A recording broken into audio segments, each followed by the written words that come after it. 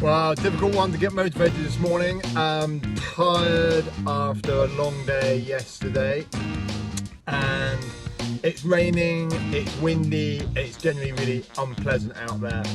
But you don't learn much about yourself in good conditions. So stiff talking to myself in the boot room this morning, trainers are on, we're gonna get this done regardless.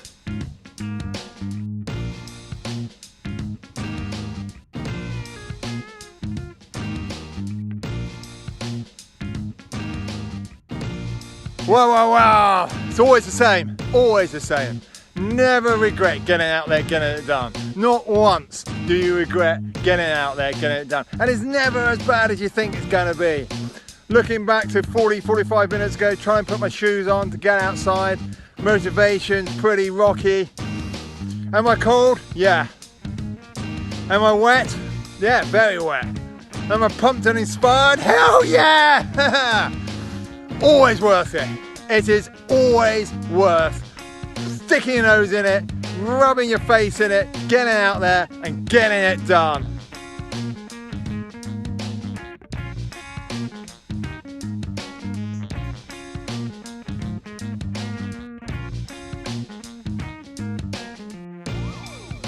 Whoa, that was a hard one to motivate this morning, but well worth being out this blustery morning. Check the hair.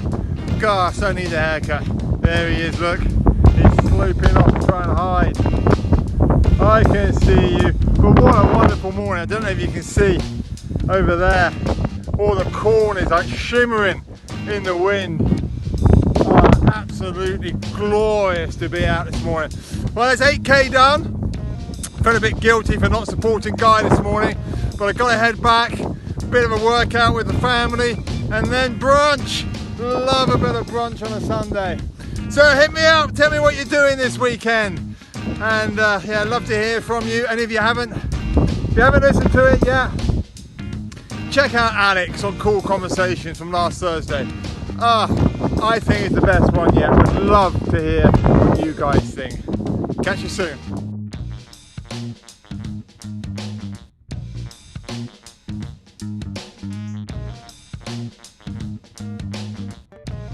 Oh, that was a fab run this morning. Oh, there he is, look.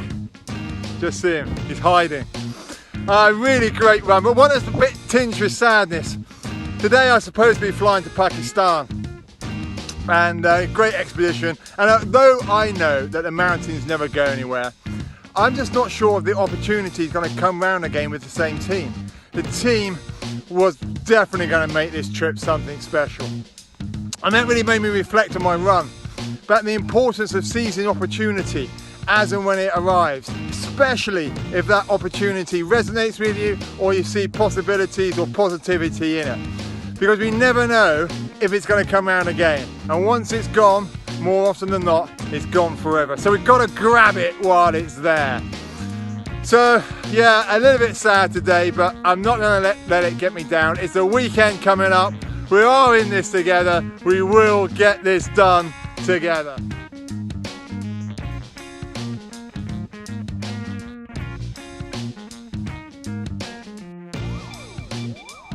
Wow, who saw Cool Conversations just now?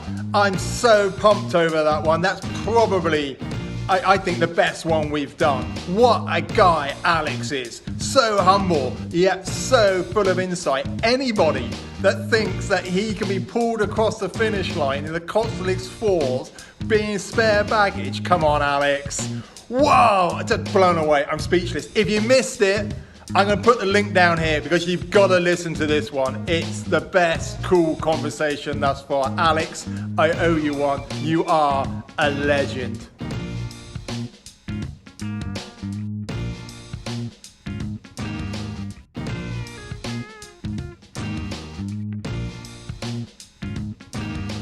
Oh, that's gotta be a hell yeah Monday! Oh, I love that run. Felt amazing. Felt like I pushed it quite hard, which is really unusual because yesterday it felt rubbish. And then I did a workout, but that was awesome. I think that's the power of sleep. Let's not underestimate the power of good sleep. And for the first time in a long time, had a good sleep last night. Still feeling a bit sad. I'm going to be trekking my way towards K2 base camp this week. Obviously that's not going to happen, but I'm not letting it get me down. Start of another week. No idea what this week has in store, but I know it's going to be good because I'm going to make it good. And that's the key thing. And together we can make this good. Let's get it done.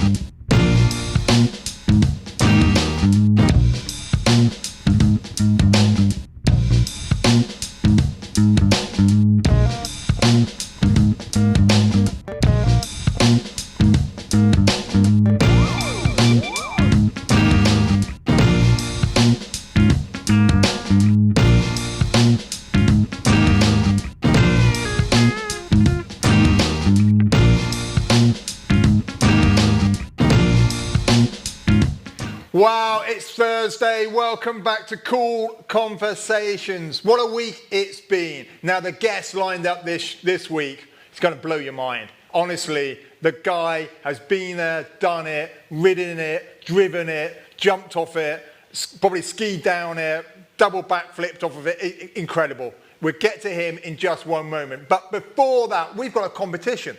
The first time we're running a competition. And it's with our friends at FatMap, that awesome online 3D mapping app. If you haven't got it, go check it out. At the end of this show will be all the details how you can enter the competition to win a year's subscription to the Explore bundle. But before that, we have the ultimate adventure, adrenaline junkie. The guy is off the charts. He's ridden rodeo bulls. He's driven NASCARs in competition. He's climbed Everest 3 times. He's got speed records on Choya and Everest. He's got a new route to his name on Makalu. And then he segued somehow into base jumping, wingsuit flying, the first guy to fly all the way around the Matterhorn. And then he's taken all that skill, to the Himalayas. And some of the jumps he's done in the Himalayas are off the charts. Added to that, he lives on a Californian beach. He looks like a film star. He is none other than the adventurist himself, Joby Ogwyn. Joby, how you doing, fella? Oh man, I'm doing great here. That was quite the introduction. Thank you, brother. I appreciate that. And how is Laguna Beach? You're very kind. Because you do live on the beach, don't you? I do live on the beach. You know, I have to say, when I was a little kid, I was born in California, and then I grew up in Louisiana. You know that, in the flatlands of the South there. And then about 18 years ago, I moved to California. And my dream was always to have a house on the top of a hill overlooking the Pacific Ocean. And about 7 years ago, I got that. And I can tell you that every morning when I come down to my living room and I see the ocean like that, it is a very satisfying feeling knowing that what I had to do to get it and how great it is to be here. So I've been blessed and very lucky. But you, my friend, have yet to come and visit me. Every time I try to contact you when I come across the States, you're always base jumping or wingsuit flying in Switzerland. I see more of you. I see more of you in places like the bar in the Yak and Yeti, Everest Base Camp, or remember the time we hooked up in Lauterbrunnen, completely in that beautiful valley by the Eiger. You were jumping and I came for supper at that time. I don't think I've ever seen you in the US. No, actually you haven't. You've missed me every time. I'm sorry about that, but we'll have our time here. You have to bring your family here to my house and stay here a little bit because it's a really magic place. But I always enjoy the fact that you and I have actually spent the time in places like Everest Base Camp and Lauterbrunnen and places like that. We've they're pretty cool spots. Most interesting conversations. Yeah.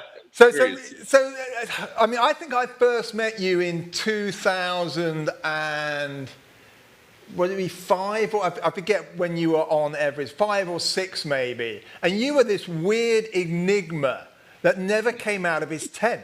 You just appeared at meal times and totally did your own thing on the mountain, like this sort of black assassin that would just sort of disappear in the night. And someone would say, "Where's Joby?" And you'd gone.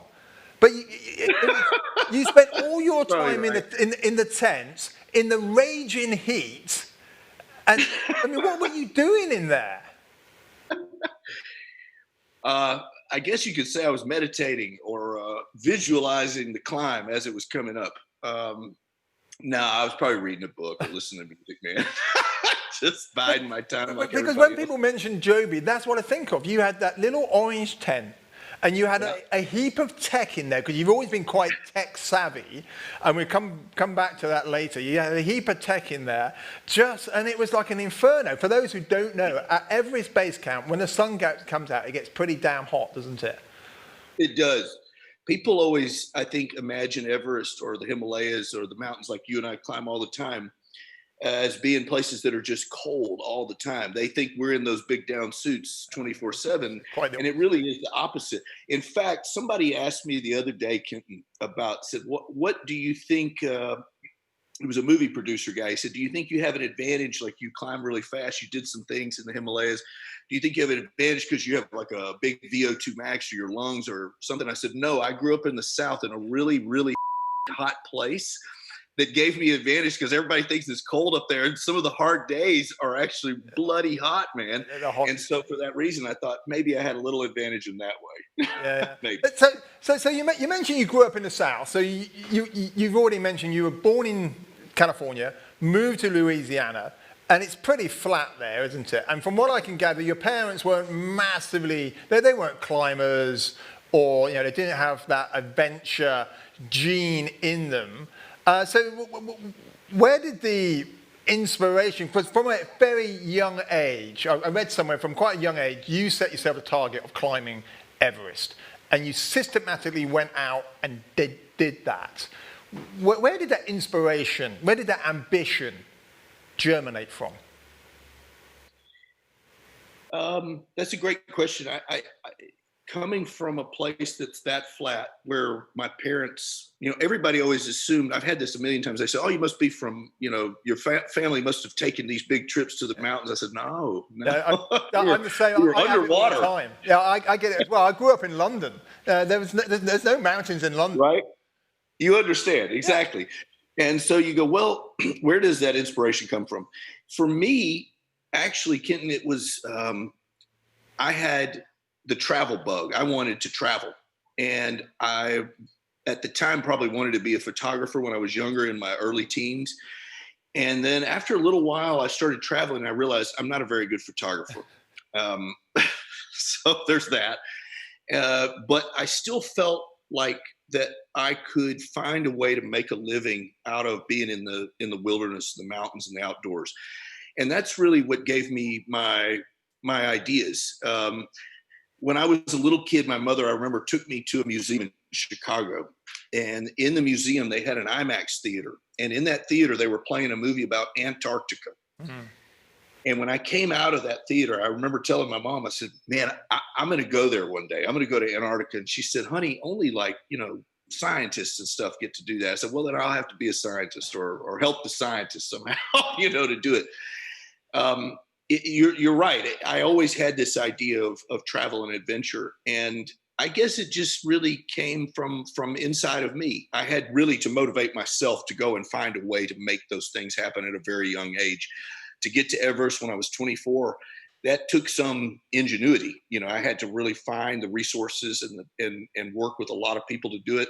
And like you said, at the end, I was up there all by myself. It was kind of funny. The oxygen didn't really work. It was kind of a bad deal.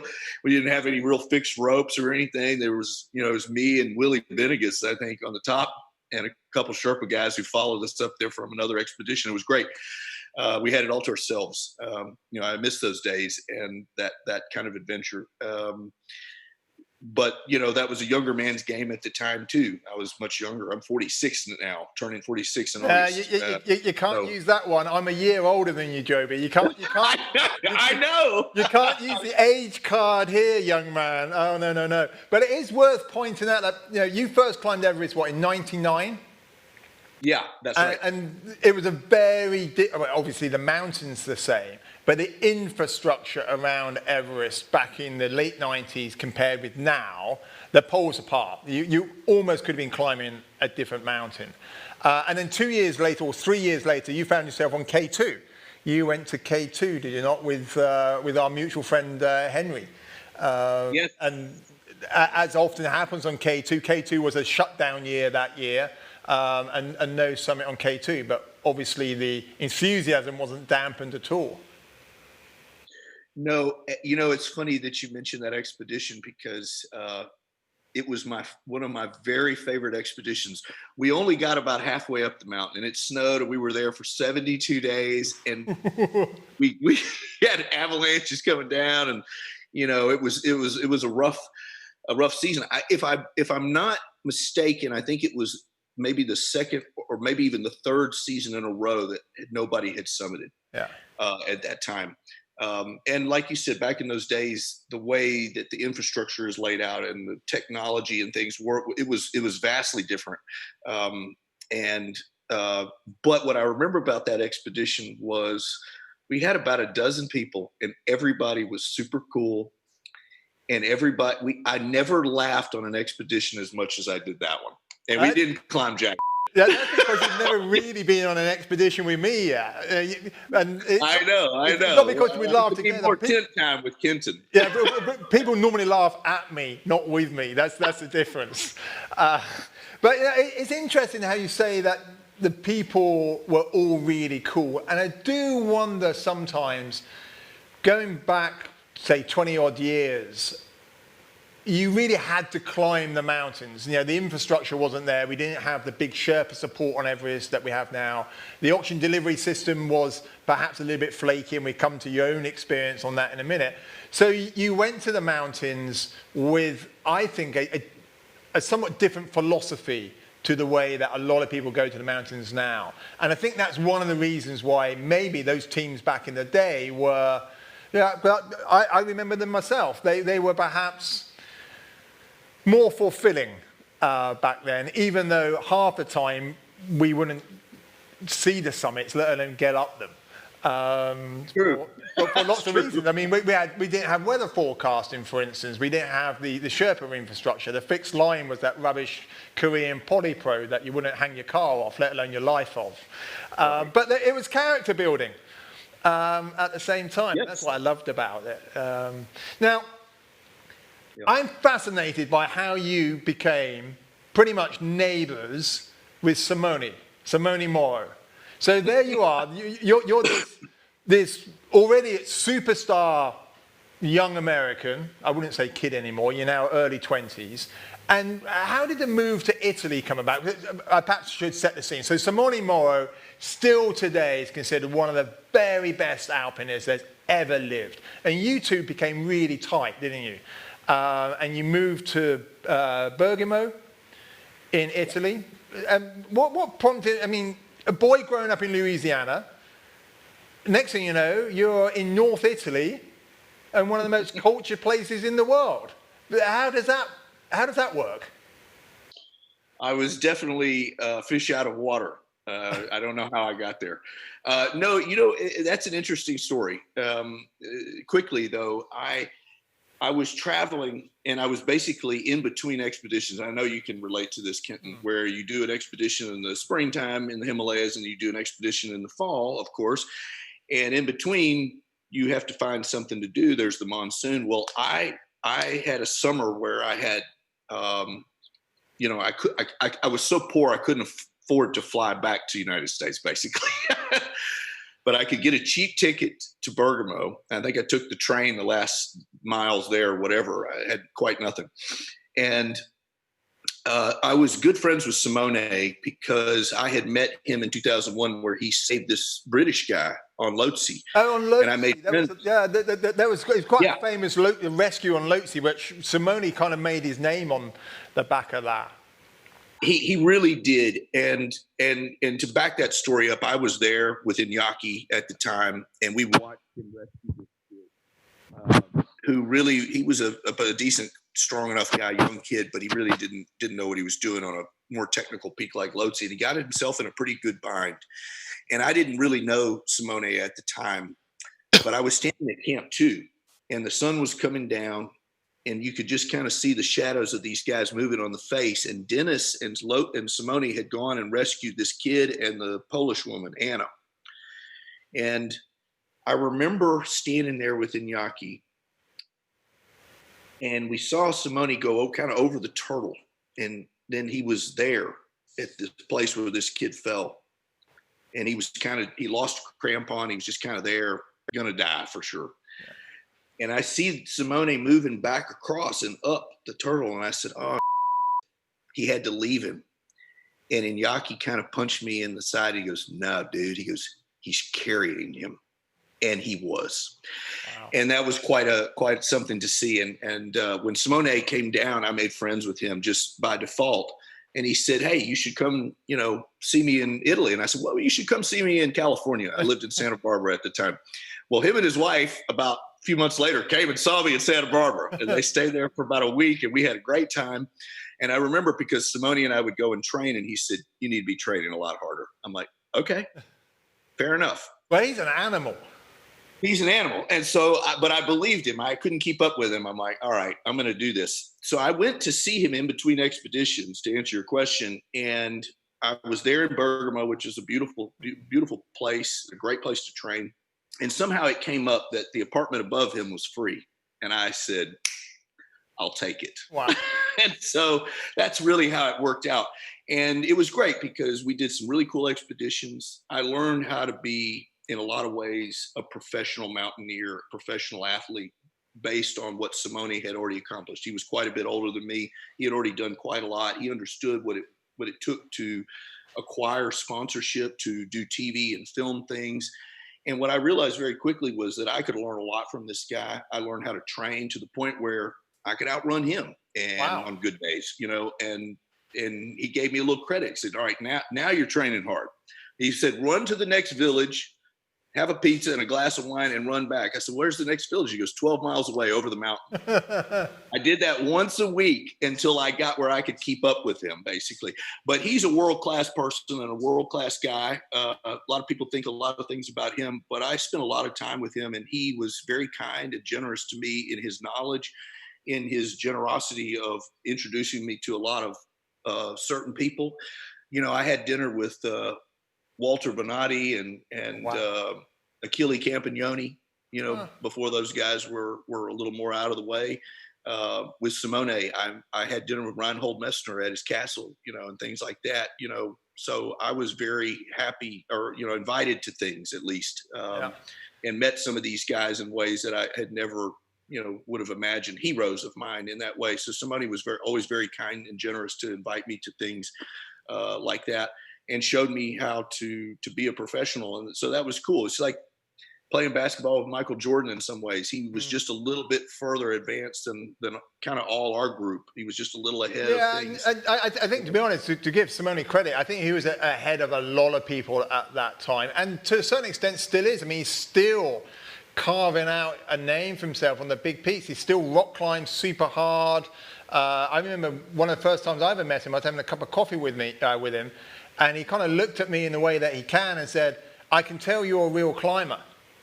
And this is when Everest started to evolve into what it is today. And I'm like, well, how can you tell? He goes, I can tell from your fingers and your forearms. And that was it. He kind of had it dialed. And I'm super fond of Simone. I know a lot of people, he's a bit Marmite, black and white. Some people like him, some people don't. I think he's a megastar. I like him a lot. I learned a lot from him. You climbed good and bad. You learn from people, Yeah, you climbed Batura too with him, did you not? Yeah. We went to. Yeah, we did 3 peaks in that area actually. That was some of the finest climbing I ever did. Yeah, at the time, still got rescued by the Pakistani military at the end after the avalanche. Broke my ankle, but that was quite an adventure, I have to say. Yeah, because at the time it was the highest unclimbed peak in the world, I think, Batura too. Pretty epic. Now you mentioned Michael Jordan.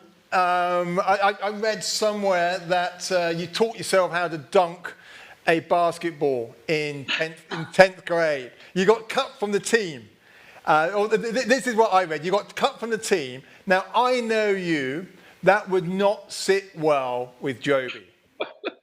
No. So what did you do? You went home and then you basically got better, didn't you? You know what, Kenton?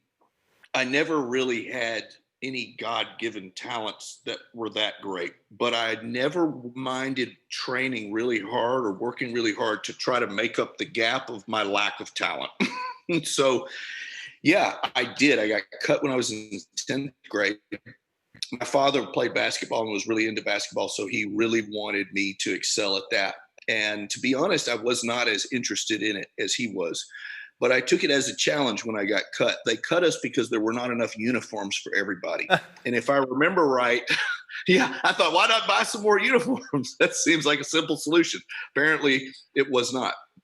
And But it was a defining moment in my life because I really did. It was like Michael Jordan. He got cut in 10th grade and he came back and he just practiced and trained to where he got to where he made himself so much better. He was able to do that. Mm. Now, at the time, obviously, that was not my motivation. I didn't know that Michael Jordan had been cut at the 10th grade like that, but I did. And so I went home and I thought about, instead of being sad, or, my friends called me and said, "Oh man, it's too bad," and everything. I said, "Oh, don't worry. I've got a solution. I'll figure it out." Okay.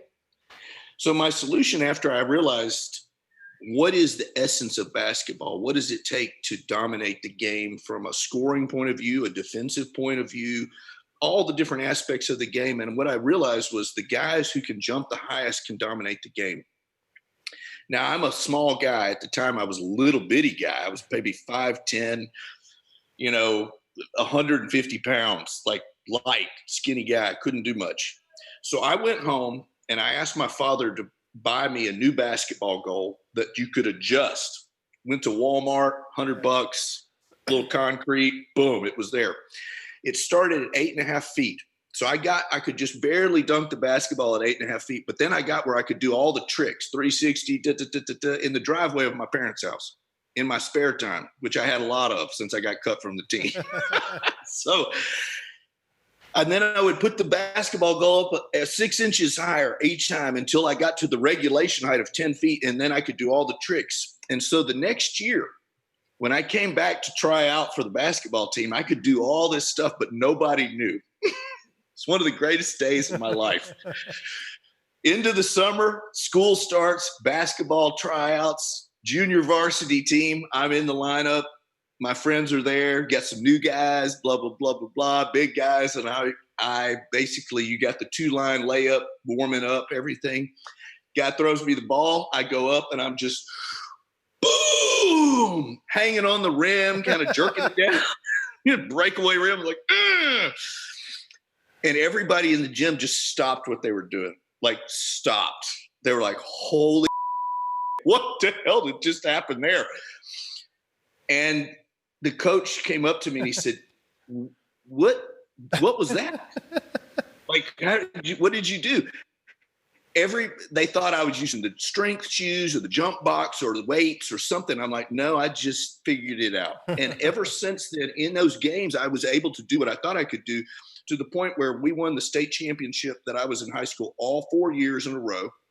The senior year that I played, I was a starting 5 forward because I had grown up a little bit, and then I could really jump high. Yeah. I was all state, all regional. I won the slam dunk contest in like 3 places. It was great. These huge black guys couldn't figure out how the hell this little white guy is even in the lineup. And I made a lot of friends that way. And in that way, it was really fun.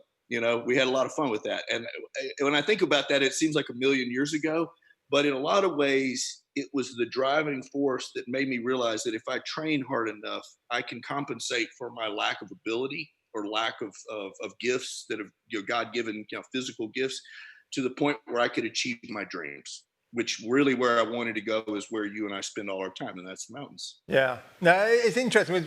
What you're talking about really resonates with the 10,000 hour rule.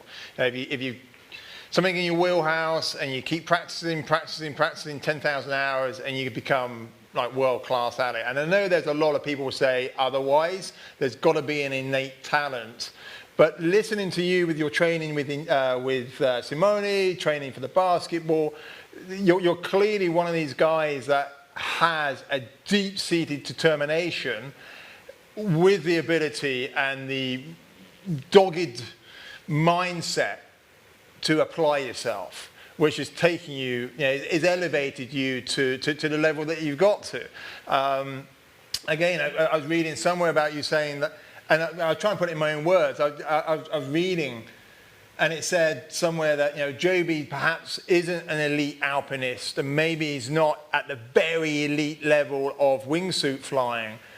But I know you well enough that you bring a confidence that gets you a place at the table, and that confidence comes from the amount of time that clearly you put into things. And I think that's a great great learning tool for the generation that's coming through, the generation that is constantly looking for the hack. They're constantly looking for the shortcut. And you are living testimony that hard work pays off. It's really impressive to hear. It's super impressive. Well, you get blessed by the time you put in, like you said, in your own way. You're right. It just goes to show you, though, Kenton, that if you have a vision and you make a plan and you fully commit to that plan, that there really is no limit to what you can achieve. And, you know, for me, the best part of that in seeing what I could do in my life if I trained hard enough is being able to spend the time with the people like you, like Simone and Yaki, Henry Todd, people like that, because what you said is true. I'm not the best mountain climber in the world. I don't say that I am, because I'm not. I'm definitely not. Guys like you or Garrett Madison, people like big shot, rock shot guys. I was never the best wingsuit pilot. I was one of the top 10, you know, maybe I was up there for sure. Oh, wow. I was a guy who was, but doing, I'll put it this way. I was always lucky I got invited to the table, and I was always appreciative that I got invited, because I probably shouldn't have been there from Louisiana. Wow. I had to go a long way, you know. I'm not. I was sure happy to about be at the table with you guys. That's all. Yeah. See, I'm not sure about that, because you brought the confidence to get a place at the table. And that is the remarkable thing. We're going to segue into something in a second, it's bringing that level of experience and determination. And I mean, where does the confidence come from? I mean, where does the confidence? Because you can walk into the room. I've seen it. You walk into the room, and you can bring the room alive. Your general persona is electrifying, and that comes from your confidence and charisma. And it's curious, because you don't see that very often in the big mountain climbers. Maybe you see it in the wingsuit flying fraternity. That's something we'll talk about in a minute. But you bring this confidence and charisma into mountaineering. Even from a young age, you've got all the labels on you. You could strike the deal. You could negotiate. You saw something which others didn't and don't, and that is your confidence. I'm just curious where that grew. You know, Kenton, I would have to say that the way that I applied my business acumen and my idea of making a life and a living out of what I did along the way, which changed, like you said, along the way from climbing to wingsuit, base jump, TV, movie stuff. It's evolved. Thank God. Many opportunities to have. But my father was a really good business guy, and his business was very different. It was more brass tacks type things, hardcore in the South, oil business, building pipelines and drilling oil wells and doing things that needed to be done. And he was a man who got the job done. I always appreciated that my father taught me how to work hard. But more than that, he said, if you're going to, he gave me a few really good bits of pieces of information along the way, that I think allowed me to be in a position where I felt like I was trying to be the best professional person at what I was doing every time, and to try to get a result for the people I was working for, which probably gave me a little bit of a leg up in some ways. When I would talk to a television company or a sponsor about it, it was always, what can I do for you? How can I, here's all the cool things I'm doing. How can I make it where we can take a product that you're coming up with, or a design or something, and enhance it? What can I do for you? A lot of the guys would come up to me, especially in wingsuiting stuff, and say, man, you're not the best wingsuit guy. How do you do all this stuff? How do you get the MasterCard commercials and stuff? And I would be quick to say, no, you're right. I'm definitely not. You're better than me, probably. But while you guys are having fun over here jumping and racing and drinking beers and all that stuff, chasing girls at the end of the day in Switzerland, I'm in Los Angeles taking meeting after meeting after meeting, being told no most often until somebody says yes. Because they would say, how'd you get $5-10 million to do this project? I said, because I worked on it for 20 years until they said yes. And I rammed it down their throats at the end. And that's kind of how you have to do it. But I was very fortunate to have good people in my life around me who were good mentors that showed me some things along the way. And that thing that comes from inside was something that probably came from me wanting to. I didn't just want to do it. I wanted to make something out of it. I wanted people, in some ways, when I walked into the lodge, and I had watched a few guys like you walk in when everybody knows them. I said, one of these days I'm going to be that guy that walks in and the owner of the lodge comes out and puts a scarf around my neck. That was 1999. A few years later, well, more than a few, then you start to know some people and start to do some things and make some business. And it's a blessing. It's a blessing. And it's a blessing. The biggest blessing to me was the fact that I was able to make it work to come back to places like Nepal and spend time with my people there and people like you, to be honest, really. It's a simple life for me, I mean, more than you realize. When I first set foot on Everest, 2004, people were already talking about Joby in sort of semi-hushed tones. So I think you've already elevated yourself up to a level.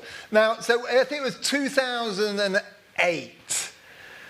I remember seeing you, I think it was 2008. I remember seeing you, we were all quite drunk in the Roadhouse Cafe in Kathmandu. And, well, we can probably laugh about it now, but it was just after Iñaki had died on Annapurna. And I know that Iñaki played a big role in your life.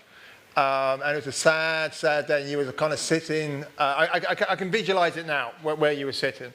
I remember it too. And yeah, Iñaki was his larger-than-life character in the climbing fraternity, especially at 8,000 meters, one that lived and breathed the community, and he was ripped away from us on Annapurna. And you kind of moved out of climbing a bit then. And you moved into what people would consider an even more dangerous sport of base jumping and wingsuit flying. Now, just talk to me a little bit about why that move took place. You know, having just lost a very dear friend, you move into what a lot of people would say is the most reckless, dangerous sport out there. I know it's not. I know it is dangerous, don't get me wrong. And I think, you know, you will have some things to say about this, but I'm really curious about what the catalyst was for that shift. You know, that's one of the best questions anybody's ever asked me, but it's only because you know me in that arena that you would be able to ask me that question, because you were there and you kind of saw it go down. It's true. Iñaki was my main guy. The thing is, when I look back in the past and I think about the greatest days of my life, besides, you know, days I've had with my little boy, but in my life, in my adventures, he was the man, like larger than life. Like Simone is maybe you say he's kind of the, you know, the greatest kind and everything. But the three of us were friends and we joked a lot and had great expeditions. But there was something about Iñaki that was just special. I passed you up coming down. I remember that day and got to Camp 4.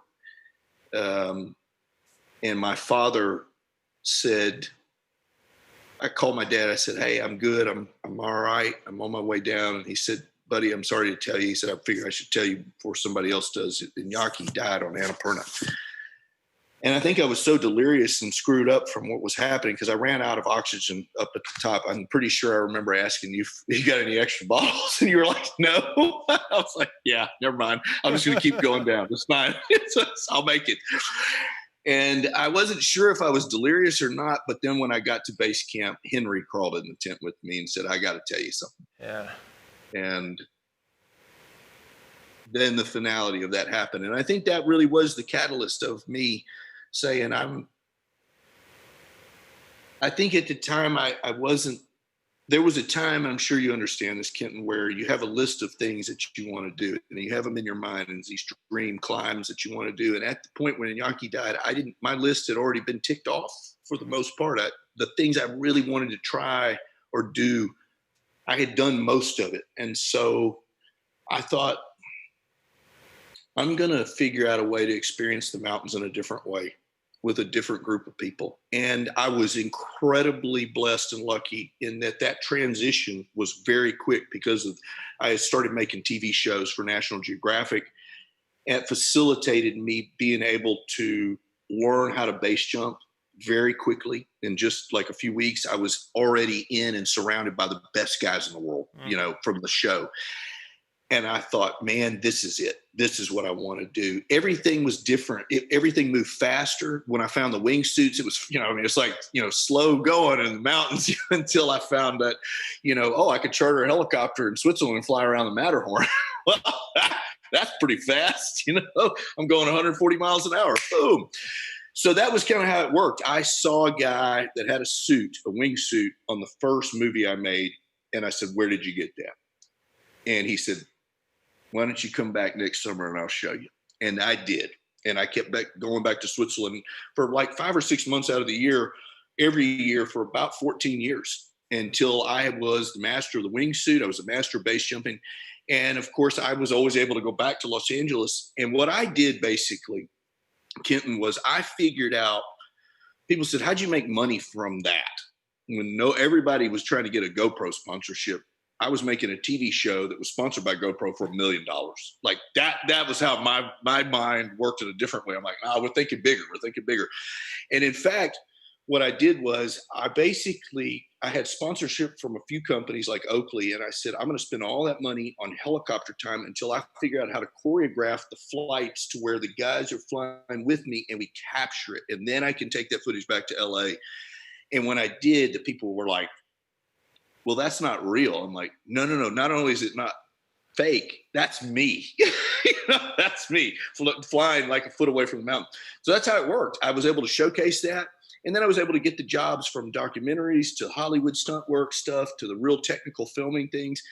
And like you, I enjoy the technical things and making things happen and people's dreams happen and making things that everybody says impossible. It's like, we can sort that out.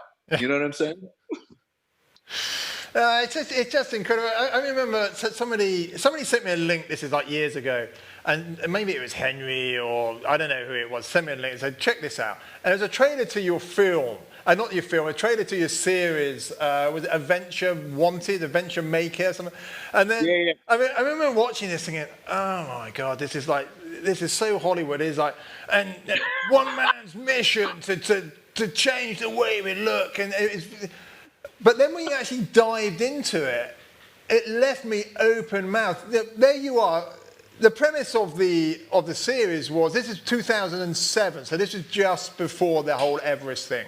You were riding rodeo bulls, you were racing NASCAR, so each episode was you taking on a different challenge, essentially, wasn't it? Correct, yeah. Every time was a different thing I had never done before. And it was, if you got past the opening sequence, which was a bit, for a Brit, it was a little bit vomit-inducing.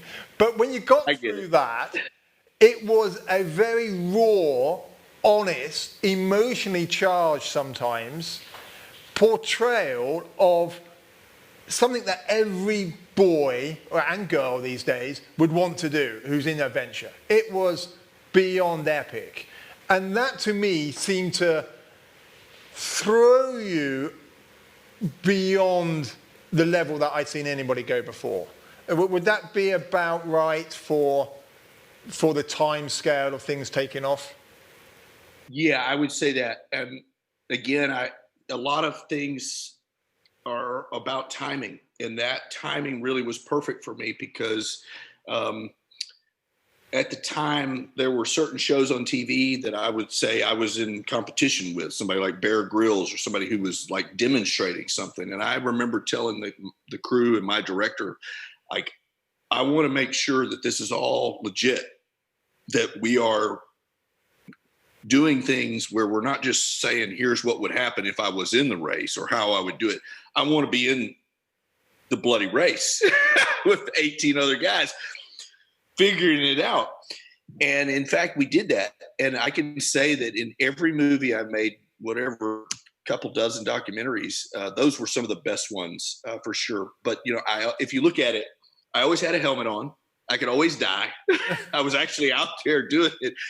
But it did give me the ability to understand one thing, which was if I could train with the right guys, if I had the right resources, there really was not a lot that I couldn't figure out. And not that I'm some exceptional person. It's just that there was a formula there for me to look at things now, where as crazy and as big and complicated as it is, and it seems to everybody, including myself, if you break it down into these actual smaller steps and you train for those steps and you build a system and you put that system together and you have a good, solid, cohesive team of people that understand what the end result needs to be and has to be, then there's really not much you can't do.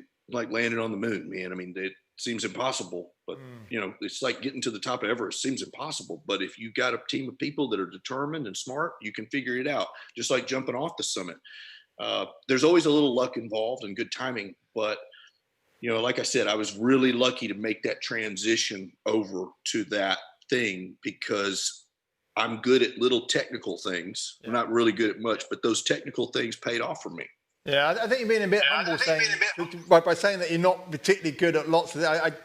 I think you're pretty damn good, Joby. I mean, but it's fascinating that, you know, I read a lot about, you know, how to sort of elevate your own performance and, you know, how to be a better version of yourself, etc., and etc. And a lot of people talk about the circle of competence, and you find your circle of competence and you hone in on that and you stick within that to a certain extent and you get really, really, really good at that. And when you step outside of that circle of competence, well, you're kind of on somewhat rocky ground. You seem to have excelled in the arena of mountaineering, and I don't think many people can take that away from you. New route on Makalu, for instance, I mean, that alone puts you right up there. It really does. But then you pick that up, completely move over here, put it down again, and if we just for now, ignore the rodeo riding, the NASCAR racing, the extreme kayaking that you were doing, and just focus on the wingsuit flying, then you started to excel in a completely different circle of competence. And I think I probably did you a disservice saying that you weren't, you know, world class. If you're in the top 10, you're world class and then some. And again, it seems to be all those years of you spending time in Lauterbrunnen, putting every last drop into learning your craft again. And I mean, it's such a powerful story for so many people out there. It's time, it's effort putting into something to excel within that circle. You set yourself a goal and then you went away because you just disappeared. I mean, we kept going back to Everest. And it's like, oh, remember that guy Joby? He goes, oh yeah, I did. I've not really seen him since, like, he came to Everest in 2008. And then I kind of heard on the grapevine, you were just jumping. And then all of a sudden, I think it was Henry sent me a link, and it was you like hurtling past the Matterhorn at 200 miles an hour. It's like, what's this? And then we hooked up for supper in Lauterbrunnen, and you told me everything you were doing. And it only now it resonates. You were putting the groundwork in for the next episode of your life. It's like all of a sudden I've just had this moment of clarity on what you were doing. It's genius. Well, I appreciate that, and you're totally right. That's exactly what I was doing. I went a little bit underground with some guys that really were the best in the world. I took advantage of having that time with these guys in Switzerland to really, truly show me the essence of base jumping, what human flight and wingsuiting truly meant, and what the capacity for that sport really was. Because I can't say I was the greatest wingsuit pilot in the world, but I'd say top 10, I'll put it this way. I got invited to every single sporting event from China to South Africa. I made more money and made more projects than anybody else. So I had a capacity to do it. But what I really felt confident about was the idea that this was going to have a lifespan. And I wanted to get in on the lifespan of what it was. I wanted to take advantage. These fringe extreme sports don't last forever. It's not like mountaineering where you can always say there's a history of it. It's been there. These kind of wingsuiting things, I knew that it would have a span of life that would be a few years where all the work and the things would be done for the most part. And then it would, be a little bit saturated. But you're right. I totally went underground because I was going to Himalayas every year. Yeah. And then all of a sudden, like you said, where's Joby? He didn't show up. People are asking Ishwari, what happened to Joby? He's like, oh, he's working on something else. But the whole idea was to bring it back to the Himalayas, like you said. And so I had to perfect my techniques, the filming things, the choreography. I had to raise millions of dollars to be able to bring it back to that big arena, which we did, of course, in 2014. And I haven't told you about this yet, but my deal now looks like it's going to be even bigger. We can talk about that however and whenever you want to, but like next season is going to be big. Well, I mean, to hear you say it's going to be big, so let's just take a step back a little bit. When I saw you in Lauterbrunnen, if listeners, viewers don't know, Lauterbrunnen is one of the prettiest, most beautiful valleys in the world. It's steep limestone cliffs in the shadow of the Eiger in Switzerland, and it's the most popular base jumping spot in mainland Europe. I'm right in saying that, aren't I? Right, it is. Got loads of exit spots. Go there on your summer holidays, and there are people literally jumping off left, right, and centre. You see chutes opening all over the place. It's high energy. It's lovely. So yeah, go visit. Go visit Switzerland. But you were in this tiny weeny lodge. It was really cheap and cheerful. I mean, it's beautiful, but cheap and cheerful. You were saving your pennies. There's a common thread here. We got drunk, I think, because I had to go back to work with a hangover the next day. I think we got drunk. And you kind of didn't spill the beans, but you alluded to what you were trying to do. And then 2014, you went to Everest with the concept of, and I never quite understood this, was it jumping off the top? You were going to jump off with a paraglider and then release and fly down the southwest face of Everest and down the Coombe to land. Was it Camp 1 or Base Camp, something like that? It was Camp 1, yeah. It was fairly epic in its concept, and execution was big. I'm right in saying that. And then for those who don't know, 2014 was the first of the 2 years where there's no summits, huge icefall collapse, which really it had a profound effect on you, did it not? Yeah,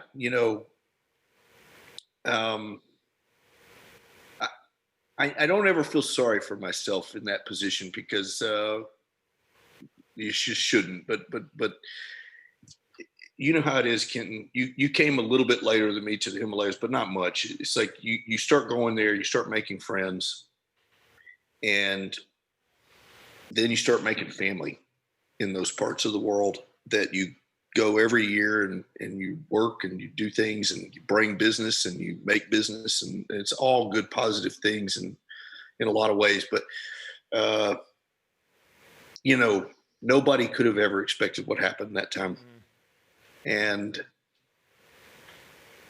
I just, I guess everything happens for a reason, but that was a tough time, of course, in my life, but it was a lot tougher time in a lot of other people's lives. I went home and sat on a beach in California and cried, but I was on the beach in California. Mm. So there's that. I never felt sorry for myself. People say, oh man, you lost that big project and everything. I'm like, I didn't lose anything because I didn't lose my life. And my team all got it. And that's a tough deal. But you know what? Everybody that is involved in the stuff that we do understands the situation. That doesn't really make it any easier when things don't work out right or go wrong. But, I was supposed to be up there that day with my guys as usual. That was a weird thing. I don't know if I ever told you, but a producer asked me to stay behind and film one thing with Garrett. Mm-hmm. That's the only reason I wasn't up there. So there's that. I hope I'm here for a higher purpose that I haven't realized yet. You certainly enrich a lot of people's lives. So you're kind to say that, my friend. You're kind to say that. I appreciate that. I don't know if that's 100% accurate, but I bring good energy as when I can, and I bring jobs and resources when I can to fulfill not just my dream, but all the people around me, and enjoy the life. There's nothing better than being in the mountains with your friends. I've realized that for a long time, as I know you have. And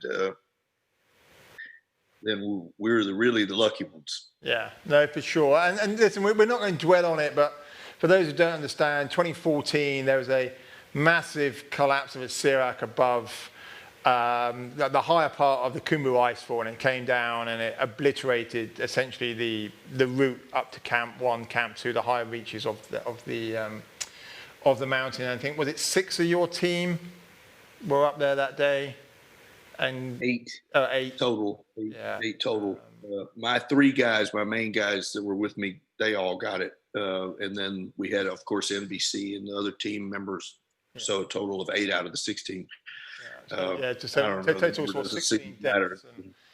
And it was a really bad time for Nepal, and unfortunately, it didn't really get that much better. But the following year, but being the person that you are, and I'm not being flippant about things, but you're one of these people that has this ability to learn and to bounce back, and as Churchill famously said, success is the ability to bounce from one tragedy or one failure to another without lack of enthusiasm. And your projects just seem to get bigger and bigger and bigger each time. You're never put down, are you? That enthusiasm bounces back relatively quickly, because you are a man that's had tragedy, peppered throughout your life, like a lot of us have. And you were meant to be on Everest this year, because we were pretty much going to share a base camp. We were talking together. We were. We were talking about sharing you film. Go there eating my waffles, man. And I was. And again, the project's got even bigger again, has it not? So this year, as I think everybody knows, COVID put the kibosh on everything. I remember pinging some messages going back and forth, and you're like, well, what do you think is going to happen, Joby? And I'm like, I don't know, man, I don't know. I've got all this infrastructure and money. And like you say, it's hard on us not fulfilling our perhaps obligations to our clients and our sponsors, but it's even harder on the Nepalese. I mean, I was chatting to some of the team only this morning, and they were saying, hey, Kenton, we're finding it really hard. What are your plans for the autumn? You coming back? Is there work? I said, hey, I don't know what the ministry's doing. So, I mean, you had a big project this year. It was... I didn't quite understand what it was, so perhaps you can just take a few minutes if you've got time. Just explain what the project was, because it just gets bigger each time. You know me, Kenton. That's how I roll. If I can't do it, I'll make it bigger the next time. Well, sort of. Here's the deal. You're right. After 2014, I wouldn't say that I gave up at all about the project that I wanted to do on Everest, but I felt that I had to let it sit there and either go away or to manifest itself into something different. And I'm a patient man, as we on expeditions have to be. And I dove into some other projects, other things unrelated, in fact, investments and doing other things, trying to occupy my time, because there was a dead zone there in the Himalayas where we just really couldn't do very much for a couple of years in a row. And you sort of try to reestablish what's going on, over in this part of the world, because it is the far side of the world. And for me, what I like is when a team comes together, when everything is just right. Things that are as complicated as, say, jumping off Mount Everest, you got to get up there is a big deal. Jumping off, a whole nother deal. Landing safe, another deal. Getting off the mountain, another deal.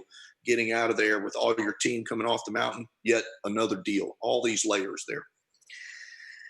After that first time, I really was not sure that I really wanted to risk my life or the lives of anybody else for my dream or my idea. It had to fall into place. It had to be natural and organic. It had to just work. Well, I ran it past a few people. When I found myself alone at my house, you know, sometimes life changes more than you think. I had a wife and a son, and all of a sudden I found myself alone and in a position where I could look at things a bit of a different way. And so I went back to some of my Hollywood guys and said, what would you think if we went back to Mount Everest and did it like this?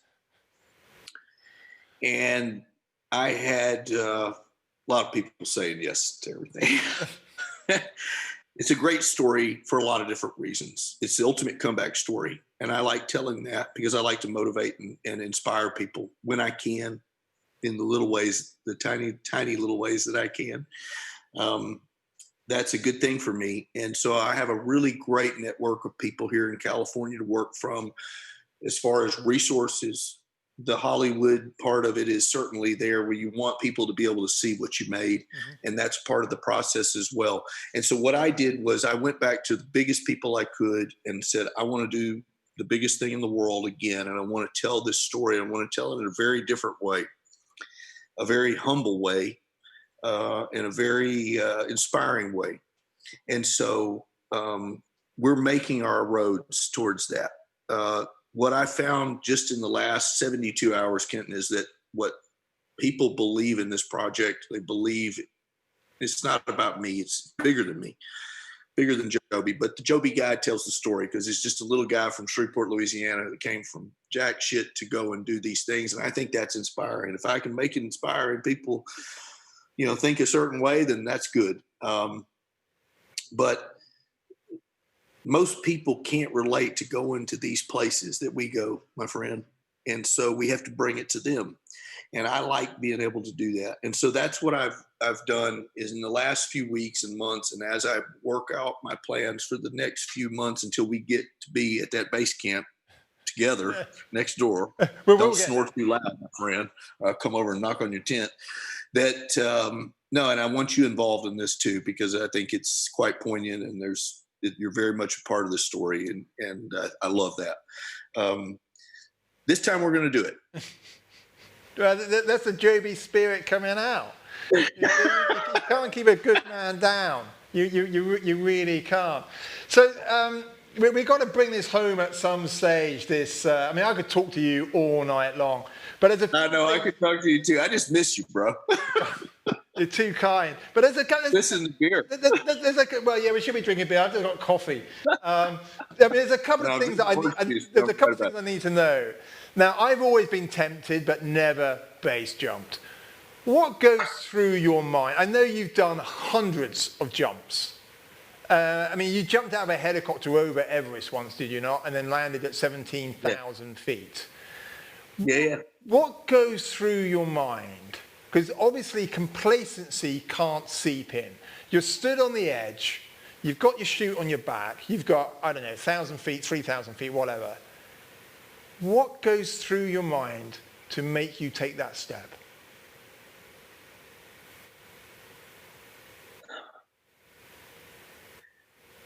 Everybody probably thinks that a guy like me who's taken that step just must not have any fear of that. It's actually the opposite.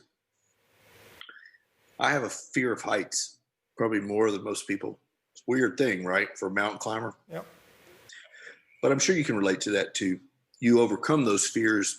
It's not that you're not scared of falling off the mountain, right? I mean, you're scared of falling off the mountain just the same as I am. You just make sure you don't. Like Simone looked at me one time in Pakistan and says, "We don't fall here." Okay, you know, he's like, But to step off something is a voluntary thing.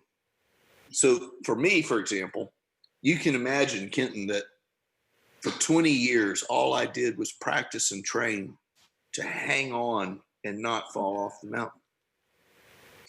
Now I'm turning it completely the opposite. I'm saying I'm walking up next to the cliff. I'm going to jump off. As far as your mind and your attitude, your soul, your heart, your training attitude and method, it is 1000% the opposite of what you just did for half your life. You're saying, man, I'm training all this time, not fall off. Now I'm walking up to the edge and I'm going to jump off voluntarily, and I'm going to save my own life with this parachute. Then you involve wingsuits, super action, amazing futuristic technology, where you can jump off and fly away and fly for a long time, minutes and minutes before you even pull the parachute. And then what you do with that technology is kind of up to you. Your